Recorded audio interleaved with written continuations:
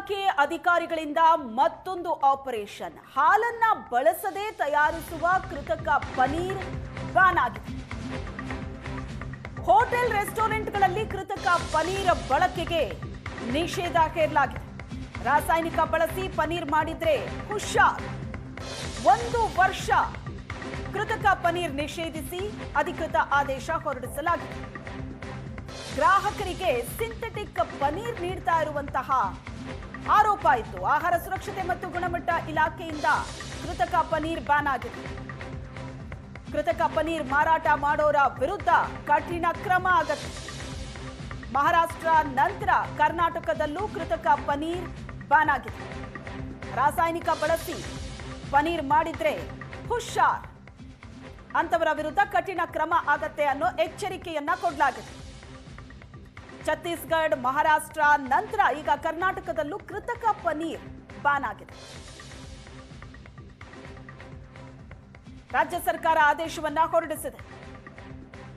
ಹಾಲಿನಲ್ಲಿ ತಯಾರಿಸುವಂತಹ ಪನೀರು ಅಸಲಿ ಪನೀರು, ಆದರೆ ಈ ಪನೀರ್ ಇದು ಕೃತಕವಾಗಿ ತಯಾರಾಗೋದು. ರಾಸಾಯನಿಕಗಳನ್ನ ಬಳಸಿ ಹಾಲಿನ ಬದಲು ಪಾಮ್ ಆಯಿಲ್ ಸೇರಿದಂತೆ ಇನ್ನಿತರ ರಾಸಾಯನಿಕ ಬಳಸಿ ತಯಾರಿಸುವಂತಹ ಪನೀರ್, ಇದು ಕೃತಕ ಪನೀರ್. ಇದು ಬ್ಯಾನ್ ಆಗಿದೆ ಕರ್ನಾಟಕದಲ್ಲಿ. ಈಗ ಈ ಬಗ್ಗೆ ಹೆಚ್ಚಿನ ಡೀಟೇಲ್ಸ್ ಅನ್ನ ಕೊಡ್ತಾರೆ ನಮ್ಮ ಪ್ರತಿನಿಧಿ ಪ್ರವೀಣ್ ಸಂಪರ್ಕದಲ್ಲಿದ್ದಾರೆ. ಪ್ರವೀಣ್, ಪನೀರ್ ಅಂತ ಆಸೆ ಪಟ್ಟು ರೆಸ್ಟೋರೆಂಟ್ಗೆ ಬಂದು ತಿನ್ನೋರು ಅದೆಷ್ಟೋ ಮಂದಿ, ಆದ್ರೆ ಪನೀರ್ ಕೂಡ ಕೃತಕ ಪನೀರ್, ಸಿಂಥೆಟಿಕ್ ಪನೀರ್ ಯೂಸ್ ಮಾಡ್ತಾರೆ ಅನ್ನೋದು ಎಷ್ಟೋ ಜನಕ್ಕೆ ಗೊತ್ತೇ ಇರೋದಿಲ್ಲ. ಈಗ ಇಂಥದ್ದೊಂದು ಪನೀರ್ ಬಳಸೋದನ್ನ ಸರ್ಕಾರ ನಿಷೇಧಿಸಿದೆ. ಸೊ ಇದ್ರ ಬಗ್ಗೆ ಯಾವ ರೀತಿ ಆರೋಪ ಇತ್ತು?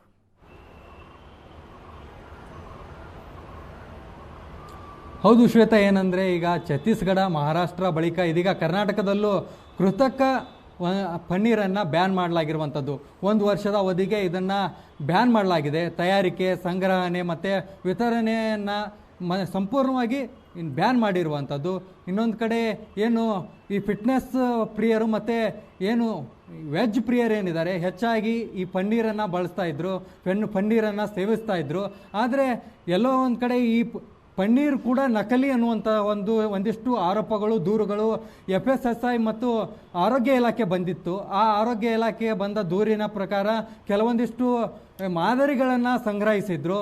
ಆ ಮಾದರಿಗಳನ್ನು ಸಂಗ್ರಹಿಸಿ ಪರೀಕ್ಷೆಗೆ ಒಳಪಡಿಸಿದಾಗ ಅವುಗಳು ನಕಲಿ ಏನು ಕೃತಕ ಪನ್ನೀರ್ ಅನ್ನುವಂಥದ್ದು ಬಯಲಾಗಿತ್ತು. ಅದಾದ ಬಳಿಕ ಈಗ ಆರೋಗ್ಯ ಇಲಾಖೆ ಕಟ್ಟುನಿಟ್ಟಿನ ಕ್ರಮ ಕೈಗೊಂಡಿರುವಂಥದ್ದು. ಅಧಿಕೃತವಾಗಿ ರಾಜ್ಯದಲ್ಲಿ ಕೃತಕ ಪನ್ನೀರನ್ನು ಬ್ಯಾನ್ ಮಾಡಿ ಆದೇಶವನ್ನು ಹೊರಡಿಸಿರುವಂಥದ್ದು. ಈ ಕೃತಕ ಪನ್ನೀರ್ ಏನಿದೆ ಇದನ್ನು ಹಾಲಿನಿಂದ ತಯಾರಿಸುವ ಬದಲಾಗಿ ಪಾಮ್ ಆಯಿಲ್, ಸಸ್ಯಜನ್ಯ ಪದಾರ್ಥಗಳು ಮತ್ತು ರಾಸಾಯನಿಕಗಳನ್ನು ಬಳಸಿಕೊಂಡು ತಯಾರಿಸಲಾಗ್ತಾ ಇತ್ತು. ಇದು ಕಡಿಮೆ ಬೆಲೆಗೆ ಸಿಗೋದ್ರಿಂದ ಹೆಚ್ಚಿನ ಲಾಭವನ್ನು ಗಳಿಸಲಿಕ್ಕೆ ಹೋಟೆಲ್ ಮತ್ತು ರೆಸ್ಟೋರೆಂಟ್ಗಳು ಇದನ್ನು ಮಾರಾಟ ಮಾಡ್ತಾ ಇದ್ವು. ಹೆಚ್ಚಿಗೆ ಬಳಸಿಕೊಂಡು ಇದನ್ನು ಆಹಾರವನ್ನು ತಯಾರಿಸಲಿಕ್ಕೆ ಬಳಸ್ತಾ ಇದ್ವು. ಇದರಿಂದಾಗಿ ಈ ಪನ್ನೀರನ್ನು ಏನು ಕೃತಕ ಪನ್ನೀರನ್ನು ಸೇವನೆ ಮಾಡೋದ್ರಿಂದ ಆರೋಗ್ಯಕ್ಕೆ ದುಷ್ಪರಿಣಾಮ ಬೀರ್ತಾ ಇತ್ತು.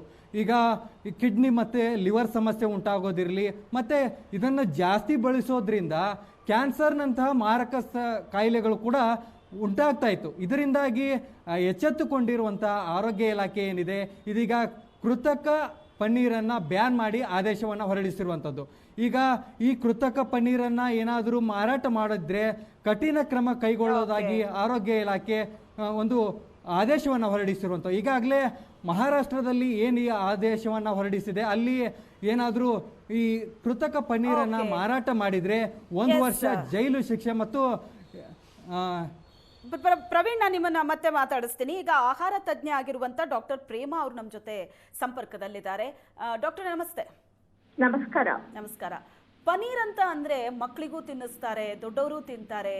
ಈ ಹೆಲ್ತ್ ಬಗ್ಗೆ ಬಹಳ ಕಾನ್ಶಿಯಸ್ ಇರೋರು, ಫಿಟ್ನೆಸ್ ಬಗ್ಗೆ ಕಾನ್ಶಿಯಸ್ ಇರೋರು, ಪಕ್ಕಾ ವೆಜಿಟೇರಿಯನ್ಗಳು ಫಸ್ಟ್ ಪ್ರಿಫರ್ ಮಾಡೋದೇ ಪನ್ನೀರನ್ನ.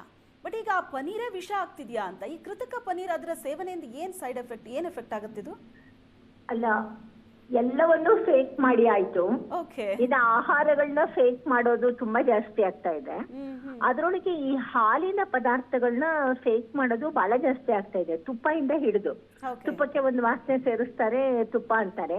ಈ ಪನ್ನೀರು ಕೂಡ ಇದೇ ತರಹ ಆಗಿದೆ. ಆಕ್ಚುಲಿ ಪನ್ನೀರ್ ಏನು ಅಂತ ತಿಳ್ಕೊಂಡಾಗ ನಮ್ಗೆ ಇದೇನು ಫೇಕ್ ಇಂದ ಆಗೋ ತೊಂದರೆ ಅಂತ ಗೊತ್ತಾಗುತ್ತೆ. ಪನ್ನೀರು ಹಾಲಿನ ಇದು ಸಾಲಿಡ್ ಇದು.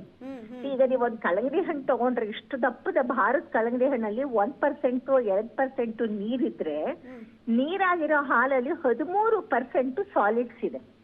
ಆ 13% ಸಾಲಿಡ್ ಅನ್ನ ನಾವು ನಿಂಬೆ ರಸ ಹಾಕ್ಬಿಟ್ಟು ಹಾಲನ್ನು ಚೆನ್ನಾಗಿ ಕಾಯಿಸಿ ನಿಂಬೆ ರಸ ಹಾಕಿದ ತಕ್ಷಣ ಅದು ಸಾಲಿಡ್ ಲಿಕ್ವಿಡ್ ಬೇರೆ ಆಗುತ್ತೆ.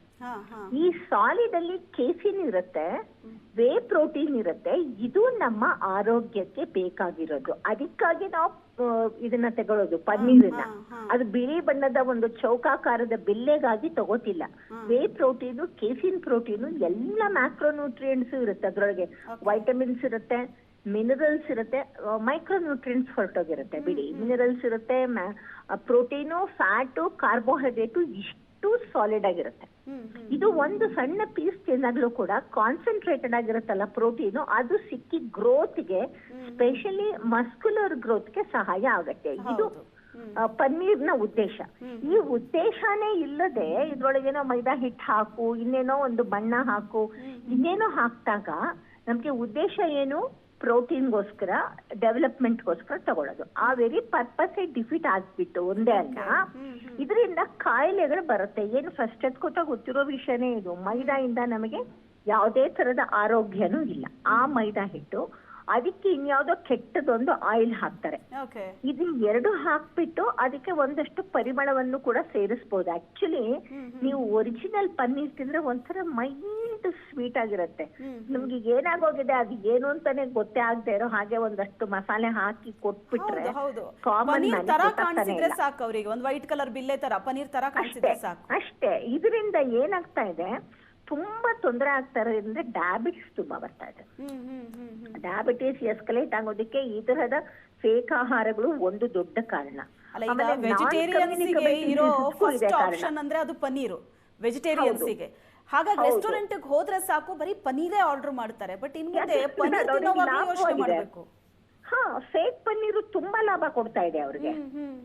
ಅದ್ ನೋಡ್ರಿ, ಆಹಾರನ ಯಾವಾಗ ನಾವು ಉದ್ದಿಮೆ ಅಂತ ಮಾಡ್ಬಿಟ್ವೋ ಆವತ್ತೇ ಅದು ಬಿದ್ದೋಯ್ತು ಅಂತ ತಿಳ್ಕೊಳ್ಳಿ. ಆರೋಗ್ಯದಿಂದ ಬಿದ್ದೋಯ್ತು ಅನ್ಕೊಳ್ಳಿ. ಒಂದು ಉದ್ದಿಮೆ ಮಾಡ್ಬಿಟ್ವಿ ನಾವು ಅದನ್ನ. Industry, food industry. ಏನ್ರಿ ಆಹಾರ ಏನಾದ್ರು ಇಂಡಸ್ಟ್ರಿ ಆಗ್ಬೇಕೇನ್ರಿ?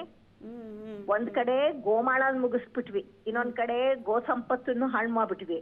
ಇನ್ನು ಈ ಪನ್ನೀರ್ ಇನ್ನೆಲ್ಲಿಂದ ಬರ್ಬೇಕು? ಅಲ್ಲ, ಇದೇ ಪನ್ನೀರ್ನ ತಿಂತಾ ಇದ್ರೆ ಅಂದ್ರೆ ಹೆಲ್ತ್ ಮೇಲೆ ಏನ್ ಎಫೆಕ್ಟ್? ಇದು ಕಿಡ್ನಿ, ಲಿವರು ಈ ತರದ ಸಮಸ್ಯೆಗಳಾಗುತ್ತೆ.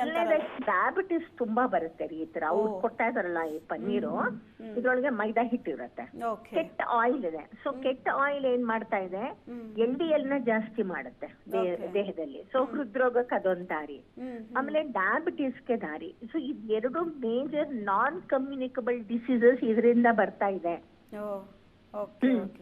ಇನ್ಮೇಲೆ ಹಾಗಾದ್ರೆ ಪನ್ನೀರ್ ತಿನ್ನೋವಾಗ್ಲೂ ಯೋಚನೆ ಮಾಡ್ಬೇಕು ಅಂತ ಆಯ್ತು. Thank you doctor. ಅಲ್ಲ, ಯೋಚನೆ ಮಾಡೋದೆಲ್ಲ, ತಿನ್ನೋದನ್ನೇ ಬಿಟ್ಟು ಬಿಟ್ರೆ ಒಳ್ಳೇದಿಕ್ಕೆ. ಎಷ್ಟು ಯೋಚನೆ ಮಾಡಿ ಯಾರೇ ಹೋಟ್ಲಲ್ಲಿ ಕುತ್ಕೊಂಡು ತಿಂತಾರೆ?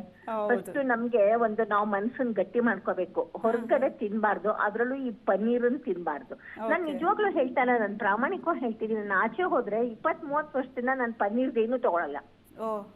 ನಾವು ಮಾಡ್ಬೇಕು, ನಮ್ ಮನಸ್ಸಿನಲ್ಲಿ ಇಟ್ಕೊಂಡ್ಬಿಡ್ಬೇಕು ಇದನ್ನ, ಇದು ಒಳ್ಳೇದಲ್ಲ ಅಂತ. ಪ್ರತಿ ಸತಿ ಚೆಕ್ ಮಾಡಿ ತಿನ್ನಕ್ಕೆ ಯಾರಿಗಪ್ಪ ಆಗತ್ತೆ? ಕೇರ್ಫುಲ್ ಆಗಿರ್ಬೇಕು. Thank you doctor.